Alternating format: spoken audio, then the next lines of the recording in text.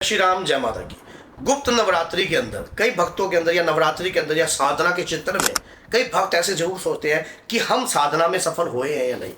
हमने अगर माँ की साधना करी है, माँ को प्राप्त करने की इच्छा प्रकट करी है और चाहा है कि माँ भगवती की कृपा का आशीर्वाद हमें प्राप्त हो जाए, तो ये संकेत आपको जरूर प्राप्त होंगे साधना के दौरान। ये सफलता के संकेत हैं। अगर इन संकेतों को आप पहचान लो, इन संकेतों को अगर आप समझ जाओ, तो आप समझ लेना कि आपकी करी हुई पूजा आपके इष्ट ने स्वीकार करी है और आप साधना के क्षेत्र में सफल हो गए हो।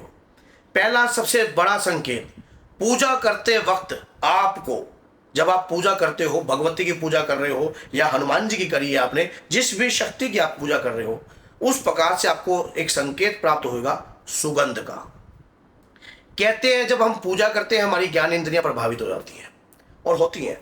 अच्छाई और बुराई, इस संसार में दो एनर्जी काम करती हैं और शक्ति एनर्जी के साथ कनेक्टिंग करने लग जाती है। अब जानने लग जाती है शक्ति कि हाँ भाई किस प्रकार की सुगंध, हवन की सुगंध।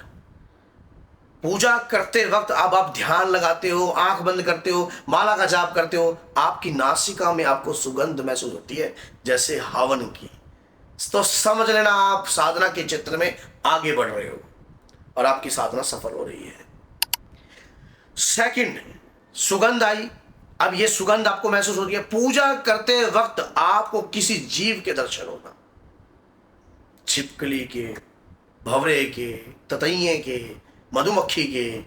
बार बार आपको लग रहा है कि कोई जीव आप पूजा करते हो और आपके इर्द गिर्द जो है घूम रहे हैं, लेकिन आपको कुछ नहीं कह रहा, आपको कुछ नहीं कह रहा। ये संकेत आपको मिल रहे हैं, आपको दिख रहा है कि पीले रंग का ततैया यहां बैठा है, आपकी स्वरूप पे जाकर बैठ जाता है, जिस शक्ति की आप आराधना कर रहे हो वहां आपको बैठा दिखाई देता है। ये दर्शन है उस शक्ति की, वो सूक्ष्म रूप से आपको आशीर्वाद प्रदान करने के लिए ही आई है।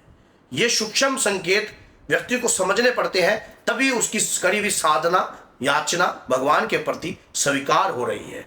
देखो, भक्तों को इंडिकेटर प्राप्त होते हैं, जो सच्चे भक्त होते हैं उन्हें इंडिकेटर जरूर प्राप्त होते हैं, क्योंकि उनकी आत्मा निर्मल है। उन्होंने निर्मल आत्मा से, उन्हें एनर्जी से कनेक्टिविटी उनकी होती है। अब आपको पता नहीं लगता कि जब आप पूजा करने के बाद भी आपका मन में, अंतर मन में माला जलती है, आपके मन में जैसे आप कोई मंत्र का जाप कर रहे हो, आपको समझ में नहीं आ रहा, अंदर माला चल गई है, मानो अपने आप मंत्र का जाप चल रहा है। कोई आपसे बकवास कर रहा है, आप बात कर रहे हो उससे, लेकिन अंदर माला बंद नहीं हो रही है। मंत्र जैसे आपको लगता है कि सारा दिन मेरे अंदर ना कुछ चल रहा है, मेरे अंदर मंत्र का जाप चल रहा है। ये जाप की प्रक्रिया शुरू हो जाए तो समझ लेना आप मानसिक अवस्था से ऊपर आ चुके हो। आपका जाप मानसिक अवस्था से भी ऊपर जा चुका है और आपका जाप आपके इष्ट तक स्वीकार हो रहा है। ये लक्षण भक्त को भक्त बनाते हैं और शक्ति हमेशा अपने भक्त को इंडिकेटर देती है। और इन्हीं के, आज से पुराने बुजुर्गों की बात देख लो, बिल्ली रास्ता काट जाए, कोई सामने से छींक मार जाए, या अगर ये जो बातें होती थी, क्या ये गलत थी?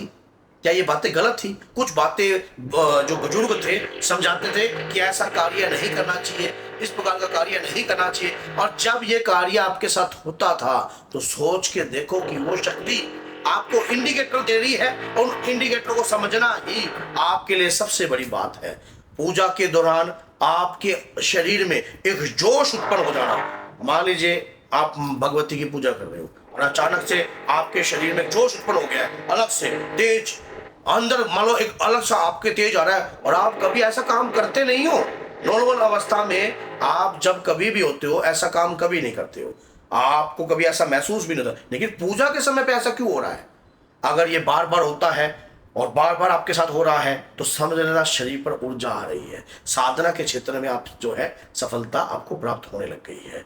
देखो, और जो भक्त पूजा याचना साधना करता है उसे सफलता मिलती है, इसमें संदेह ना करना, सफलता अवश्य मिलती है। भगवान के यहाँ देर है अंधेर कभी नहीं है।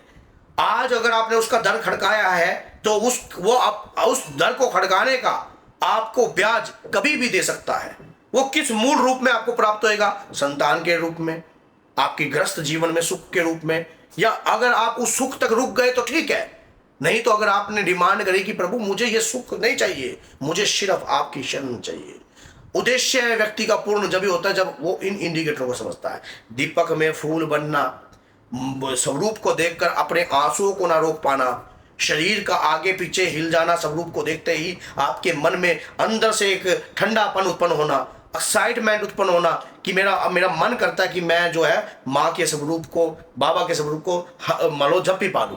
मन करता है मैं उनके श्री चरणों में अपने यहीं पर मेरी मृत्यु हो जाए। जब इस प्रकार की बातें आप अंदर से बोलने लग जाओ ना कि मेरा दिल करता है कि मैं आपके चरणों में मेरी मृत्यु हो जाए, तो समझ लेना आप क्या शरीर सिद्ध हो चुका है। और लेकिन आपको वो चलाना नहीं आ रहा। सिद्ध का मतलब बुराई को पहचान लेना, ज्ञान इंद्रियां प्रभावित हो रही हैं, जो बोलते हो सत्य हो जाता है, बुरी चीजों को आप महसूस करने लग जाते हो और आशीर्वाद अंतर मन से निकलने लग जाता है, सामने वाले व्यक्ति के लिए करुणा निकलने लग जाती है, अंदर से दया उत्पन्न होती है, आंखों का आंसुओं का रुकता नहीं है। और ये चीजें अगर आपको हो रही हैं, ये कोई नॉर्मल व्यक्ति को नहीं होती हैं।